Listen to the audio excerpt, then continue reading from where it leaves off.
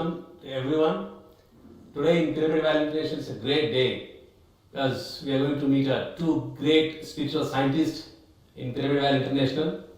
And Pyramid Valley International conducts many spiritual science programs like Global Congress of Spiritual Sciences. So till now, 12 GFSS it has happened here, and in one of the events, a great spiritual scientist from USA, Mr. Andrewcohen, has attended, and he was one of the speakers in the program. So there, Mr. Andrewcohen has met our Brahmarshi Subhash Patriji, who is a PSSM founder. So there, the first meet has happened. These two great spiritual scientists in Pyramid Valley International during the GFSS event, and this will be one more great meet of these two great spiritual scientists today, and it's a very great honor and opportunity for a whole PSSM, and especially today, Mr. Andrewcohen sir would like to interact with a great master and PSSM founder Mr. Patriji, and we'll be having a great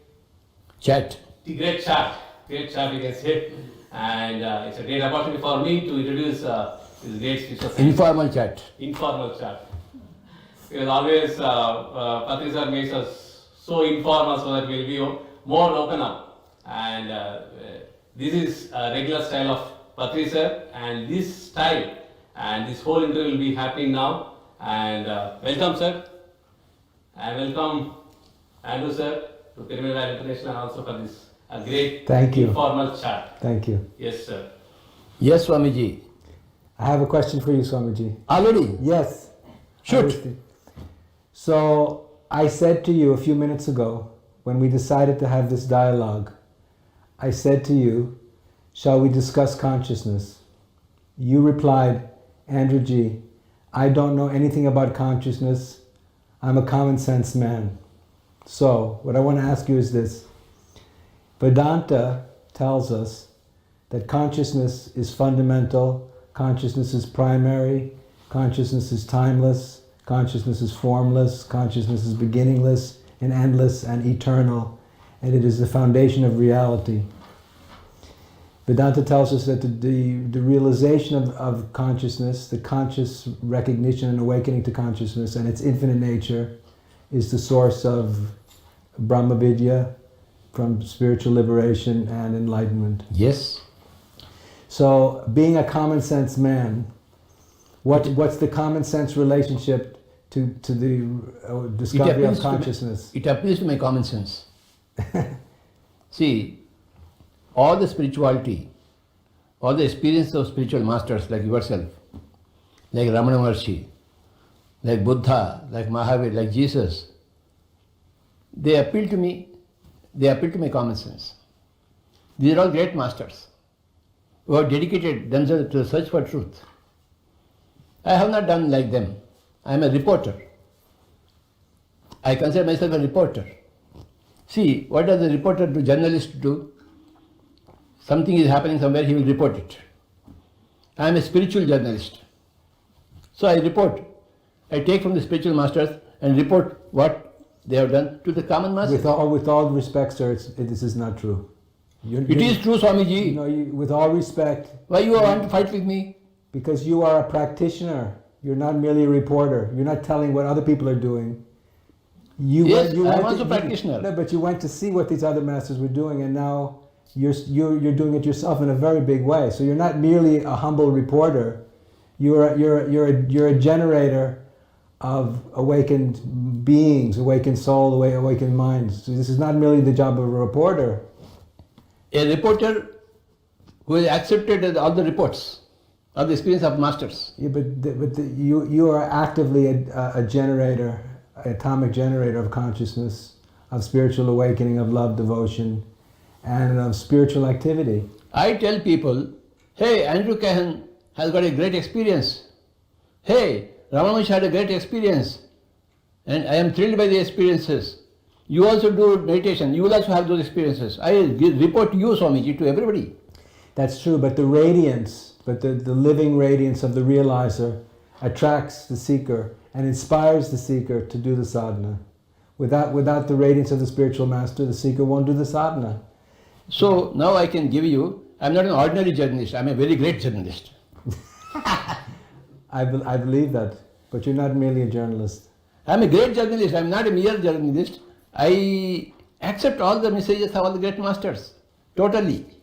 A Buddha's message, a Jesus' message, a Mahavir's message, a Zoroaster's message, a Jalaluddin Rumi's message, a Andrewcohen message, it sinks in me.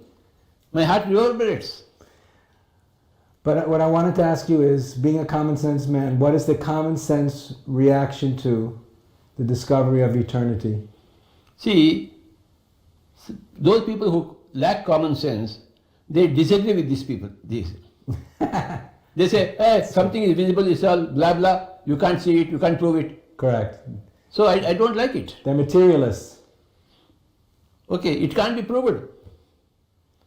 The beauty of a girl, can you prove it? How can you prove it? With the measurements of the eyes and the cheeks, and how can you measure the beauty of a lady, young lady? By the inner experience her beauty gives you. So beauty of a young lady or beauty of a baby, how can you measure it scientifically, prove it? No, it cannot be. How can you measure the beauty of the sunrise and sunset? Similarly, these things we understand through our subjective internal experience. same thing here. So I tell you, you can understand a Mahavir Buddha not scientifically, Right. subjectively. So you do meditation. So I teach meditation. Whatever I learn from you, I teach others, Swamiji. I learn from you and teach. I learn from Buddha, I teach others. I have read Buddha, I have read Mahavir, I have read Jesus. I learn from them. And I teach whatever you have learnt by yourself. I teach. So generally, when a human being discovers consciousness, they discover everything is one process. And this discovery that everything is one changes a human being. Totally changes. Because It has changed me. My journalist role has changed me. I am no more the same person that before I started studying all these things. I'm a different person. I am a different person now because of my study of all these masters like yourself. Was there one moment of change, or was there small changes over Everything time? is gradual always. Huh? Everything is a gradual change. But a huge change came when I read Lobsang Rampa's You Forever. Huh?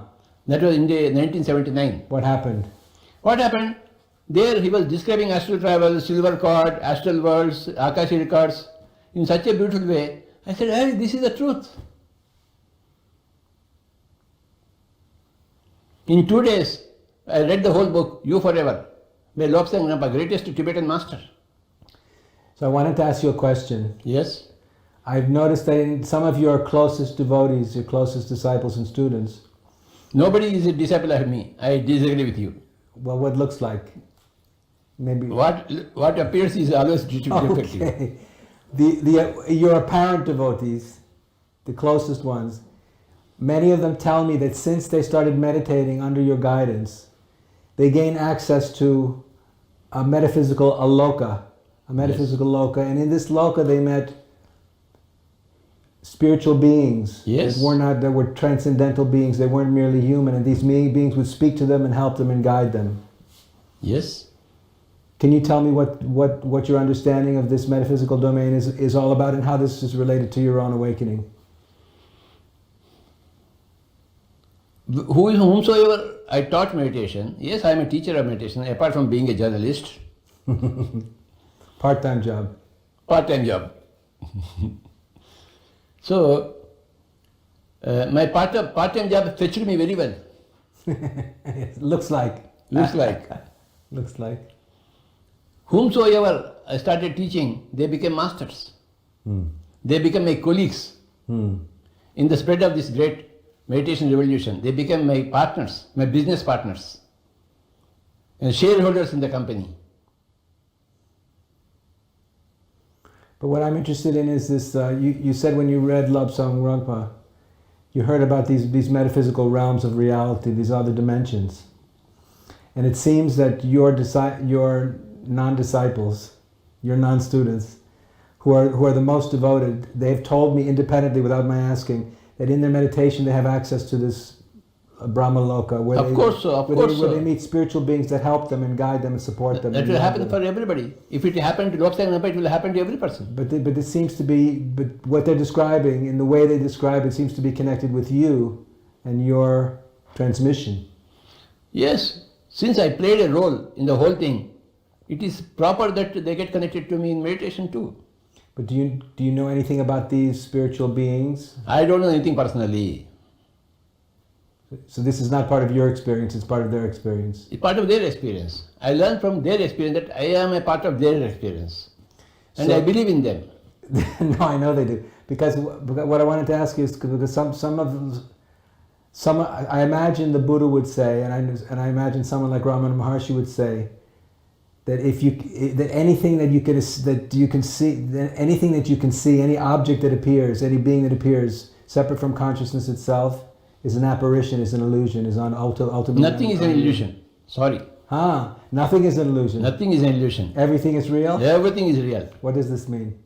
It means matter is real, consciousness is real. That is my reading. You see, Adi Shankaracharya said, Jagan Midya Brahma Satyam. Whatever you see is illusion, that consciousness, Brahma Satyam. It is the classical Adi Shankaracharya view. Jagan Midya Brahma Satyam, Jivo Brahmaiva Naparaha. This consciousness is only Brahma. Which means it's like the screen on which the movie appears. Yes, so then the materialists say opposite. Jagat Satyam, Brahma Mithya. Correct. Jivo Jagadaiva Naparaha. That is the Charvaka philosophy, materialist philosophy. Whatever you see, that's only nothing. There is nothing like consciousness. Correct. So, Jagat Satyam, Brahma Mithya. Mithya means illusion. Satyam means truth. Yeah. This world is truth. That Brahma, whatever you are talking, stupid fellow, that's all, nothing is there. Right. So this is the materialistic view, Charvaka view. Yeah. Then Buddha came. Yeah. He gave a third interpretation. He said, Jagat Shunyam, Brahma Shunyam.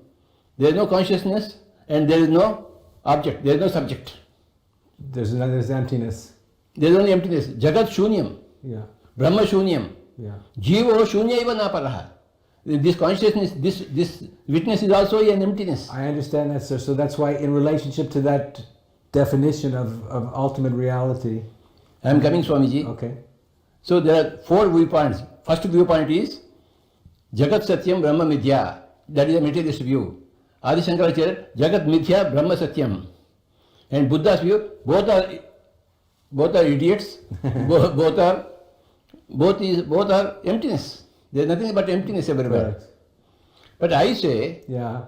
the fourth one, Yeah. Jagat Satyam, Brahma Satyam, Jivo Dvayam api Naparaha. This consciousness is both object and as well as subject. The object is true. That's why you are taking a birth. If this was not true, you wouldn't take a birth. So in Buddhism, they say there's two truths: relative truth and absolute truth. Is that what you're pointing to?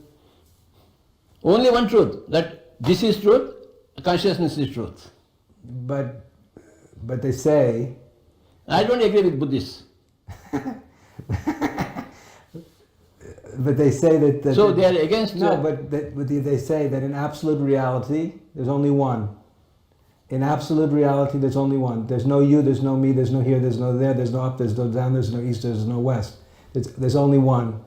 In relative reality, we see the many, the relative appearances of the one. But in absolute reality, That's what I'm there's only saying. the The one. relative reality is as important, as truthful as the absolute reality. Both are realities. You don't think absolute reality is a little more important? Nothing. Arey Baba, if it is more important, why would the relative reality come into existence at all? Because I think God was curious what it would be like to. I always believed, my belief, I can't prove it, that God was curious what would it be like to take form. What would it be like to take form? And he is very, very thrilled with the form. He's what? He is very thrilled with the form, his creation. I agree with that, but that him taking form, I believe, is what this universe is. So it is a very valid reality. The relative reality is a very valid reality. It's valid. I agree with you. It's valid, but it's valid and it's real, as you say. I agree, it's real, but there's a difference between being relatively real and absolutely real. Because Both are realities. yeah, they are. But So I will say Jagat Satyam, Brahma Satyam. Both are truth. no. When you say relative reality and absolute reality, admits they're both real, but it says that the highest reality, absolute reality, is a deeper understanding of truth, that there's only one See, or none. you will be able to better live in the relative reality when you understand that universal reality Correct, also. correct, absolutely. It changes everything. Understand? Changes everything. So you will be able to enjoy your relative reality. Because we know it's only relative. I like my ice cream. I like my cricket. But yes, but the difference is we could say an enlightened person knows that relative reality is only relatively real, and that's why he or she is able to be here without fear. Whereas an unenlightened person doesn't know that relative reality is only relatively real. They believe it's absolutely real, so therefore they live in For fear. me, the so-called your relative reality and absolute are both equal and equal importance, equal greatness, equal significance. But relative reality can't give us moksha. When you don't know the absolute reality, then it gives you dukkha. That's my but point. when you know your absolute reality, this That's gives my you point. more. This gives added importance. I agree completely with that. It means that all is God. All is God. The body is God. The liver is God. The heart is God. Yes. So now begin to respect this heart, I this exactly. lungs. I respect sex. Huh? Huh? Huh? Yes. Sex is very good. Sure. I respect ice cream. Yes. Ice cream is too good. Everybody loves ice cream. So, The best of relative reality is ice cream and sex. see, in this lifetime, I am not given to meditation at all. I am not like Ramana Maharshi. No, to sit in meditation. No. I want to be in the so-called relative reality, which is for me absolute reality. It's the expression of absolute reality, no? Yes, it's a great, wonderful expression of absolute reality. Right. And when we awaken to absolute reality, we want to make relative reality as beautiful as we can, no? Yes, that is Inspired. that is the job of an enlightened master. Exactly. And he will do his job. Yes, he has no choice. There is no choice. It is his responsibility to develop this relative, so-called relative. It's not, for me, this is absolute reality, Swamiji. In the end, everything is absolute reality. So no? then, But knowing it and not knowing it is a big difference. it makes a difference. See, when there is a car, when you don't know how to drive, it doesn't make any sense for you. But when there is a car, when you know how to drive, it makes all the sense for you. Correct. So I have found that all enlightened masters have a vision when they awaken to absolute reality, when they see the purity and the perfection and the glory and the wonder of absolute reality. They want to help the world to become an expression of that absolute reality. That is for certain. It's a vision of utopia, the land of Shambhala. That's what we have created here in Pyramid Valley. Exactly. It's a piece of Shambhala here in Bangalore city. Exactly. Because once we've seen that truth, there's nothing else to do, no? You can't but create Shambhalas everywhere. That becomes the unique aspiration of the enlightened individual, no? Yes, Swamiji. So then would you say with that realization one becomes a bodhisattva, that realization when the world no longer attracts us, the world is no When you longer... become enlightened, when you see the beauty of so-called relative reality and also the fundamental truth of absolute reality, you are called Arihant. You become enlightened. That is the Buddhist term. Yes, You become enlightened. Means there is no more sadness in you. yes, There is no more confusion in you. yes, There is no more doubt in you. that's right. You become Arihant. Once you become an Arihant, then An arhant, yes. Arhant, now I understand. Arihant. Arhant, yeah. Okay, Arhat. He becomes Arhat. Arhat, yes. And he becomes Arihant. Okay. Yes. Then he becomes a Bodhisattva. So would you say that the arhant becomes a bodhisattva when the world loses all attraction? No. World always has attraction. Sorry. Worldly attraction. No. I'll tell you who is the Bodhisattva. When Arihant, as Arihant, he will never open his mouth. He will keep his secret to himself. Mm-hmm. But Bodhisattva opens his mouth. Must. He opens his mouth. He has It's not to. a must, it's a choice. So when people come to him and he opens his mouth, as how he has become an arihant, he is called a bodhisattva. He will not go out and teach, but those people who come to him, he will teach. Huh. He is bodhisattva. But when you go out and teach, you are a Buddha. Ah. These are the three technical words: arihant, bodhisattva, and Buddha. When you have become enlightened Yes. yourself, Yes. you are arihant. Yes. People will not know even because you want to open your mouth. Correct. Because you don't want to open your mouth. Yes. But after a few more incarnations, you would like to open your mouth. After a number of incarnations as arihant, you will come back as bodhisattva. Yes. Buddha, before his birth as Buddha, he was a number of times bodhisattva. Yes. And first time he was arihant. So when you open your mouth to whomsoever who comes to him, he is a bodhisattva. But when you go from village to village to teach this, you are a Buddha. Do you remember do you have any recall of your past lives? I don't have any recall of my past lives. But others have recalled me as something in that incarnation. So I believe in them. And I know something is ring similar. So yes, it might be correct, must be correct. Otherwise I wouldn't be here. Because I believe that it takes many lifetimes to be able to hold the realization.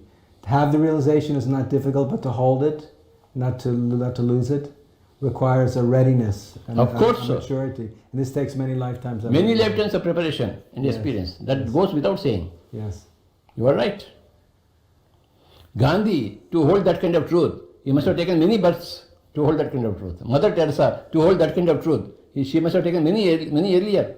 Yeah. Small seva. Then finally she came as a explosion of seva, service. Explosion of seva, that's true. That's beautiful.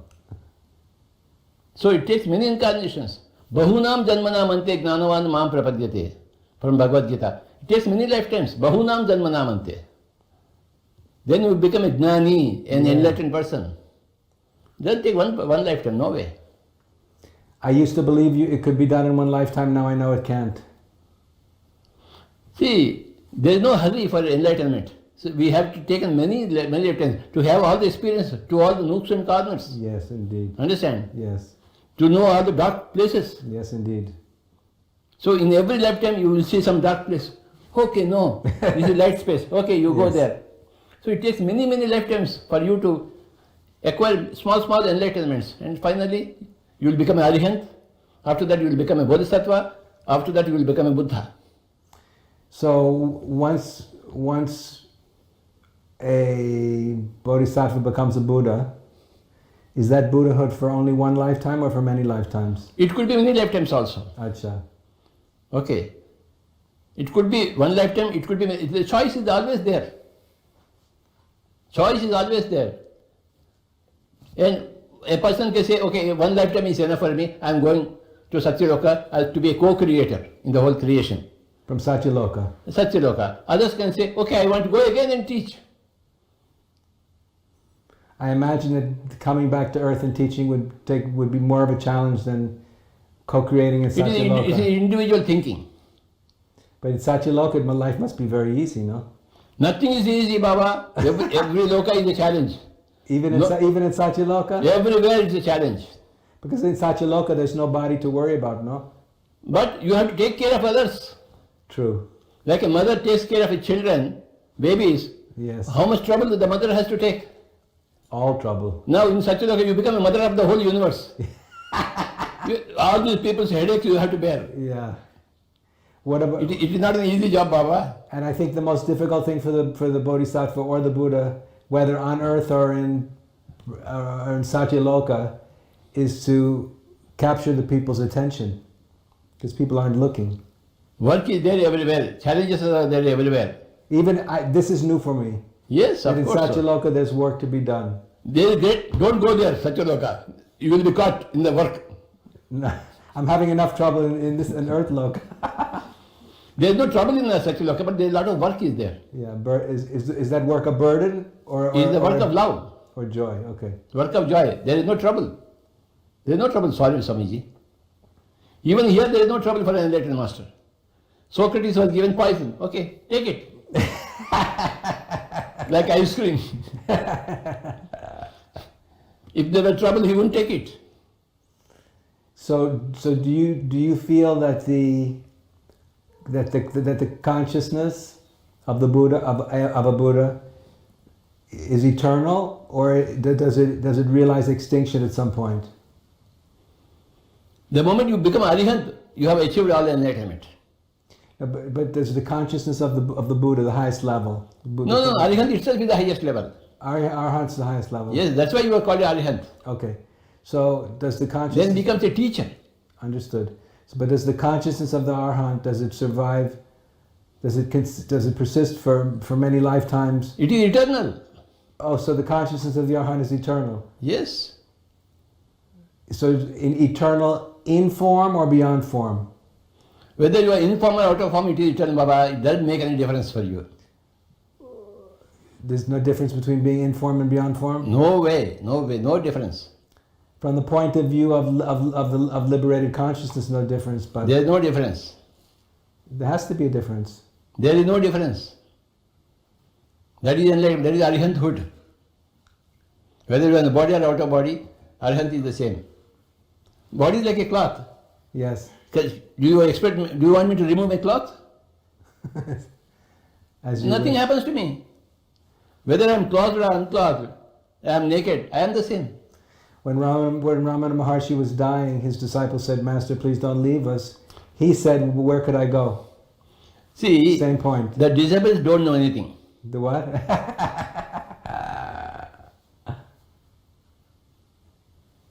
They said, please don't leave us. He said, but where could I go? That's what I am saying. Exactly. The disciples don't know. Exactly. They have not become arihants. No. But all Pyramid Masters are great Buddhas, not only arihants. So they are bodhisattvas, they are Buddhas. They are going out and teaching. Yeah, I see. But the question I'm asking you has to do with this. For me, it's an old idea. This is in my belief, old idea, that when we become an Arhat or a Buddha or a Bodhisattva, but whatever the highest level is, whatever, that there's no returning back to this world. It's a choice, Swamiji. It's always choice is there. But this is an old. But I understand it. But this is an old. I know this is an old belief. In Vedanta and in Buddhism, it's an old idea. Even Bhagavad Gita says, if you come to my level, there is no rebirth for you. Correct. There is no forced rebirth for you. But in my way of thinking, in my modern way of thinking, God or the Creator or Brahman is always becoming more of who and what he can be.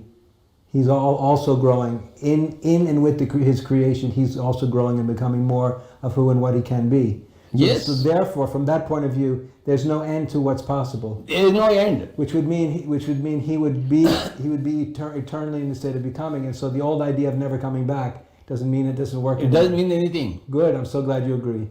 It doesn't mean anything. You keep coming back. You keep coming back to becoming. For eternally. It's a choice. See, it's a choice. I'm telling you. Sure, but if someone had become a Buddha, there would be no choice. Even in astral worlds, many people are not enlightened, but they don't want to come to a human birth, because they know it's all troublesome. They know what? Even in the astral worlds, yes, they don't want to take a birth. There are not enlightenment. Yes. They are not members of Satyaloka. They are only members of Swargaloka. Yeah. Or Jana Loka. Yeah. Many people don't want to come to the earth because they don't want to undertake the trouble. They want to work there only and gradually improve. That is their choice. So in one of those lokas, what would be the reason that an unenlightened person would choose to come back to earth? Because they want to take a jump to Satyaloka. Achha, okay. In a faster pace. Okay, makes sense.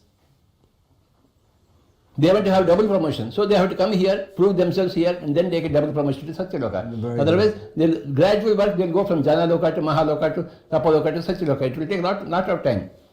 And they wouldn't have courage. They won't have courage. It's not a question of courage. It's a question of choice, Baba. Everybody is a courageous soul there. It's choice.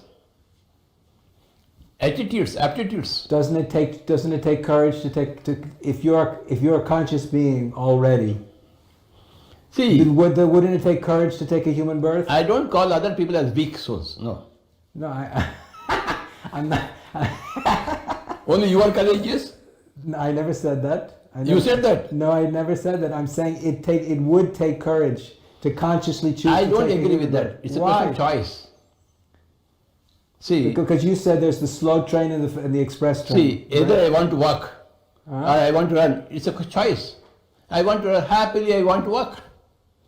Up to Delhi, New Delhi. I want to see everything. But I imagine, but wouldn't you agree in what you're saying? The person who would be more inclined to run would have better chances to become a Buddha than a person who wanted to walk the whole See, if time. he's running, he will not see all the important things that he is able to walk. He's in a hurry to run. So, are you saying it's better to walk than to run? I won't say it's a choice, I said. I won't say this is better than that. But I believe there must be a You difference. tell me, I will put a question. Which is the better birth? Woman birth or man birth? Better from which perspective? I don't know. I'm putting which is the better birth. In India, it's better to be a man. For sure. Obviously. Right? Easier for men. Women have more trouble than men.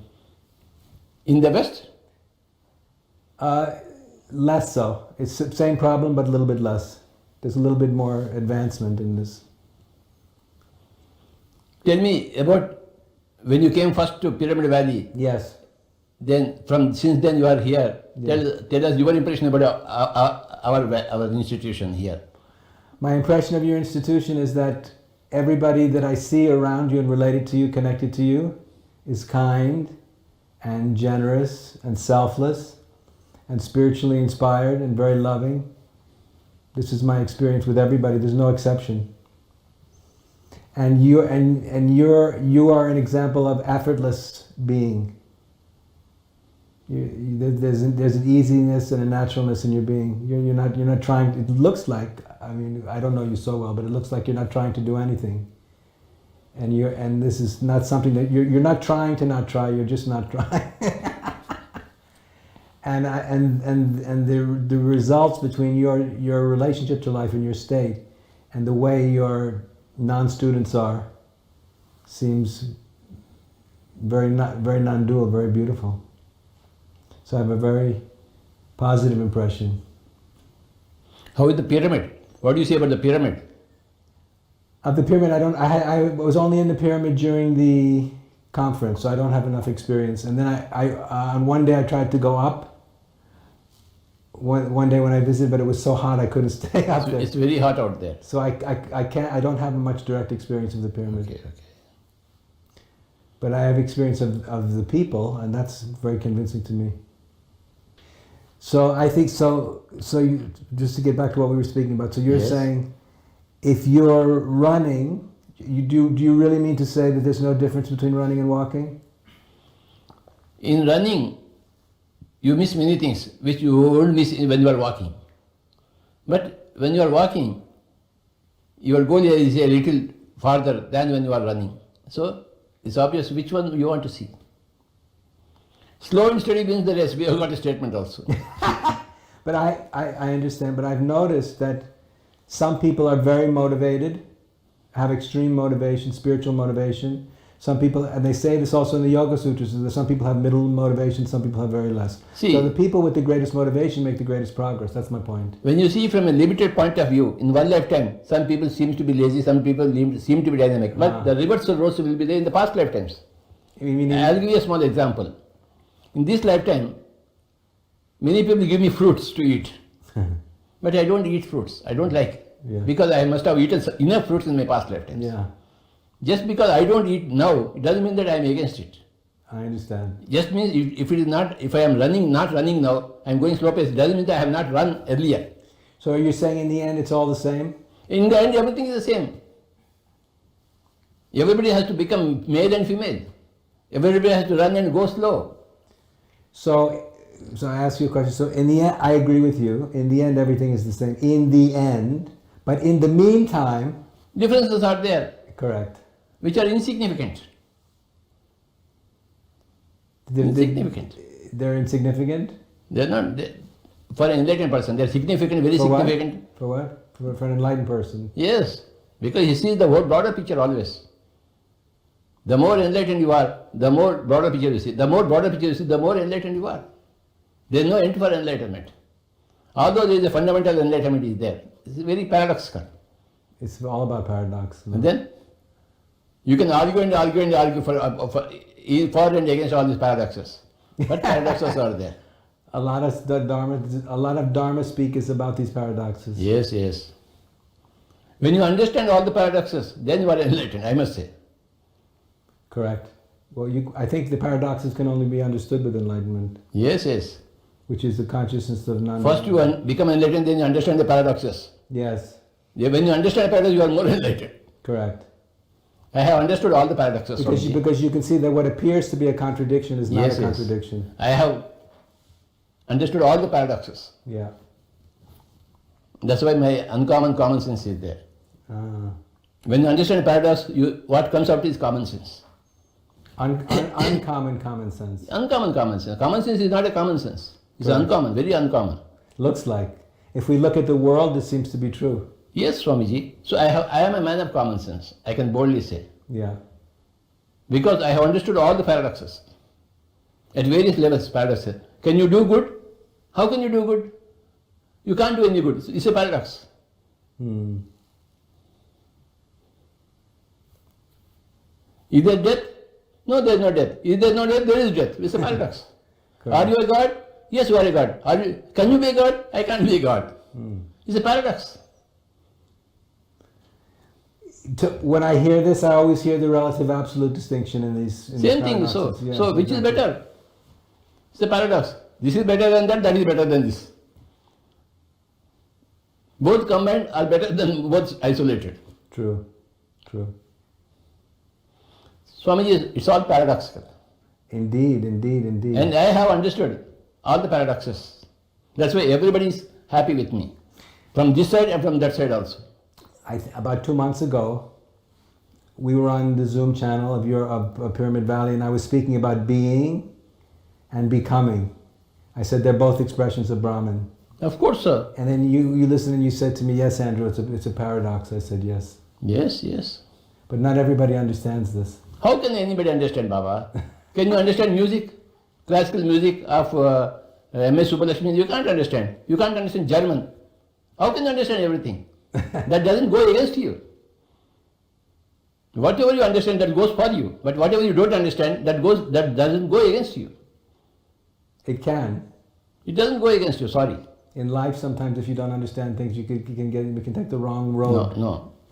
When you think for one lifetime, it can go, but several lifetimes are there. Acha. Well, in the long run, it's all going to work out. Always in the long run. I play one chess game, I lose it, but immediately say, come on, one more chess game, then I will win. So when you think about karma, do you think about human karma, planetary karma, cosmic karma on these levels? I am not worried about planetary karma, that is beyond my... No, but for example, you're saying that in the short term, from a short term perspective, certain things seem more important than others. But you're saying in the long run, everything will work out. Yeah, but in the short term, some things are more important than others. Exactly. So, for example, now the big problem is the environment is a huge problem. The global warming. And do you feel this is going to work itself out? I don't care. Because you don't care, because why? Because planetary karma is not in my hands.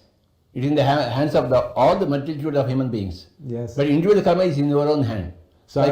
Individual karma is in your own hand. Correct. So I consider upon individual karma.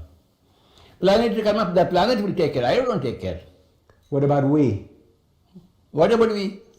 So don't you think we have, on my personal level, my karma is my own. That's all. But you take care of that. You are a part of we. But at a certain level, isn't there a certain level of reality of life where we begin to share, at a certain point we begin to share the burden of a larger dimension of karma? As a member of the group, whatever happens to everybody, every other member of the group, it will happen to you also.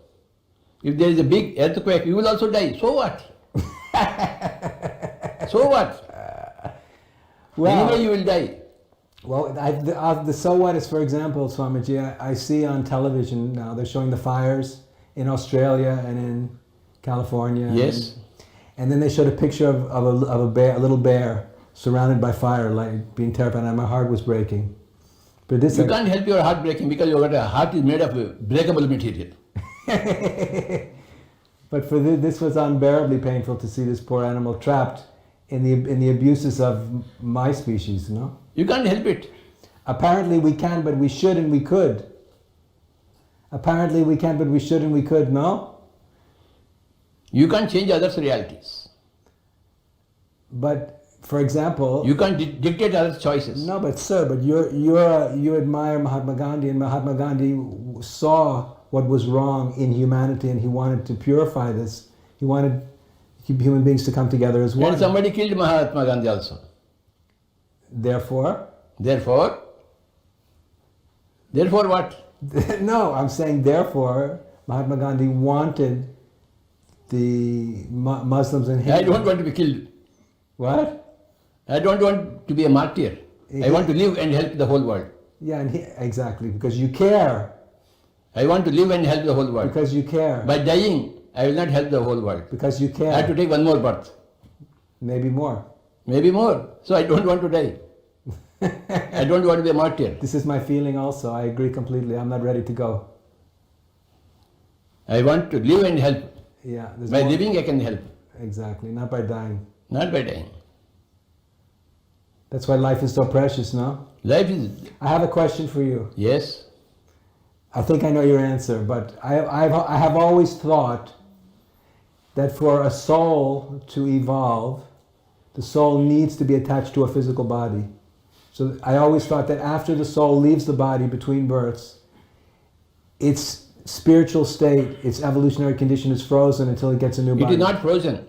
So do you believe a soul can evolve without a body? That's what I'm saying. That's why many souls don't choose to come to the physical body. There is a gradual evolution Okay. everywhere. But let's expand the question to say, because the soul usually has a subtle body, right? Yes. The soul has a subtle body. Everywhere there are bodies out there. Yeah, but Physical there's body, gross body, subtle astral body, body, causal body. causal body, Yeah, exactly. supracausal body, cosmic body. Bodies are there. But the nature of the bodies are different. But do you feel that the soul can continue to evolve without the attachment to the physical body? Soul chooses for a rapid growth in certain choice cases to come to the physical body. Because it's more demanding. For various reasons. Sorry? Various reasons could be there. But that's implied in what you said. That if they're in a hurry, they would choose to come to Yes. human birth because it would be more demanding. But for every one person who chooses to come here, there are 100 persons who don't choose to come here. They are disgusted with that. So are they the smart ones or the foolish ones? I don't know. In the long run, nobody is a smart fellow, nobody is a foolish fellow. Yeah, I understand. I see the whole long run, Swamiji. Excuse me? I see always the long run. Yeah, I see the whole picture. yeah. Well, those are the two perspectives. There's the absolute picture in which everything has already happened, everything's already accomplished. This is what you're saying in the big picture. Yet everything remains to be accomplished. Paradox. No, that in the relative context, everything remains to be accomplished. In the absolute context, everything's already accomplished. Those are It's a the paradox, a great paradox. complete paradox. I like the concept of paradoxes. But the thing is, I think different realizers take a different position on both sides of that question. So, for example, Ramana would say, "I don't care. I'm free. I have no attachment. I have no desire." And you're saying, "I want to be here because I care." And they're both expressions of a realization, but they're the expression of a different position. See, in relationship music to is life. there. Huh? So take the case of music. Yeah. There are hundreds and thousands of ragas, melodies, patterns. Each melody pattern has its own beauty. Yes. For example, Kalyani raga is there. It is not greater than Shankarabhana raga. But the structure is different. Similarly, enlightened people, the structure is different. Yes. Like a different melody pattern. Yes, indeed. Each melody pattern is significant. Each flower is significant. Each leaf is significant. Each fruit is significant. Which is the better fruit, mango or the guava? Depends on the person. Similarly, Ramana Maharshi is better or Buddha is better or Gandhi is better? Who is better? It's not like that. Depends on your particular. Everybody is good. Every fruit is good. Every flower is good. Every leaf is beautiful. Every baby is wonderful. Is unique. Every baby is wonderful. Not only unique, wonderful. Equally wonderful. Unique is different character. Wonderful is different character. Every baby is wonderful. Every baby. Have you ever seen an ugly baby? No. No. You can't see it. Have you ever seen an ugly animal? No, well, maybe. But usually not, no. No way, no way. You can't see an ugly animal. Usually not. A caterpillar is a very beautiful creature. A caterpillar? Yes, very beautiful creature. Yes. Yes. What I love about animals is their innocence. Of course, sir. Uncorrupted innocence. In the presence of animals, we learn that Exactly. We see our to be own, equally uncorruptible. we see our own lack of uncorruptibility. Yes, yes. So a big part of the spiritual work is to realize and awaken to that innocence again, no? Yes, unless you become a child, you cannot enter the kingdom of God, Jesus said. Exactly. And what is a child? A child is nothing but pure innocence. Exactly. And trust. And trust. Yes. It's heartbreaking, no? So your faith in the Creator God, your faith in humanity is very inspiring. Swamiji, It's very inspiring. Very I inspiring. am honored that a man like Andrewcohen is speaking to me. It's not ordinary thing. You're very kind. Andrewcohen is one of my role models. Yeah, you're very When I kind. read him, You're very kind, Swami. Long time back. You're very kind. But I think, especially at this time in history, this is a difficult time in human history, for human beings to have faith in each other is very important, it's very positive, it's very needed. In any time of human history, it is needed, Baba. But even more in the dark period. No. In any period, it is equally important. You have to become like a child. And I am a child. I appreciate everybody. I am astonished at everybody's gracefulness. You're what? I am astonished at everybody's grace. Yes. Any yoga, any darkness or any light age, people like babies. Especially when they come around spiritual masters, their consciousness changes and becomes less full of ego and more full of innocence. Of course, so because they are like children. All Yes, right. Exactly. We all affect each other. Excuse me? We all affect each other. We sure do, that's so true. In spite of ourselves, we are affected by others. It's so true. Yes. It's true. That is bound to be there. That's why we have to be very mindful of what we say and what we do. We don't have to be mindful when you are becoming enlightened. Everything happens. You have to be very mindful before enlightenment. Very true. That's even better. Even better. Because if we trust ourselves unconditionally and trust in